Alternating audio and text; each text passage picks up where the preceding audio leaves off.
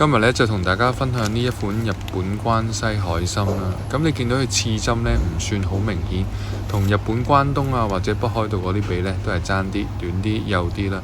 咁佢發好咗之後呢，啲刺針會明顯啲嘅。咁但係望落去都比較修長啲。咁其實質地 OK 嘅，你烤落去呢都好乾爽，所以食都幾好食嘅。浸發海參嘅方法同傳統一樣，我哋準備一煲滾水啦。水滾嘅時候將海參放晒入去裏邊。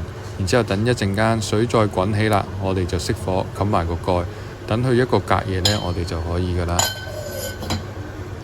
去到第二日啦，我哋可以打開翻個煲啦。咁大家見到呢，而家啲海參呢，同尋日比較呢，大條咗少少，就腍身咗少少，但係仲係偏硬嘅。咁所以呢，一次係唔足夠嘅，我哋要煲佢大概3次至4次左右啦。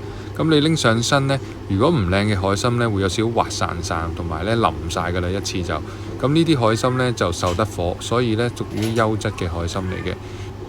喺呢個時候呢，我哋呢需要揾一把鉸剪啦，或者揾把刀仔。我哋喺海參嘅底部啦，我哋中間嘅位置左右呢，我哋剪開個海參去。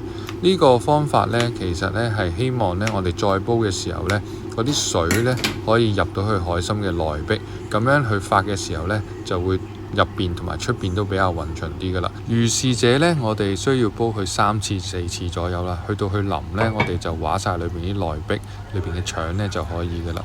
咁而家見到呢個狀態呢，就係經過4日之後，海參終於發好大功告成啦。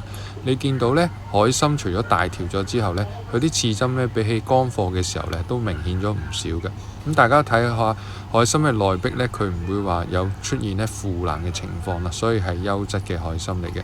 咁拎多條上手啦，你見到佢呢，佢呢條呢就啲刺針可能多少少啦，幼身少少，但係長啲嘅。咁啊，條海參嘅形態都有啲唔同噶啦。咁見到裏邊啲肉呢，都係白色、白雪雪，同埋有翻咁上下厚度嘅。唔靚嘅海參呢，有機會呢得陣皮咁樣嘅。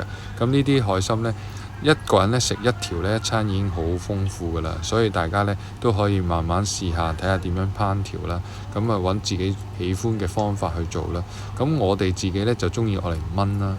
咁燜排骨啊，燜嗰啲蠔豉蝦乾呢，就好好噶啦。咁呢，我哋將條海參呢咁大條，咁啊切開一段段啦。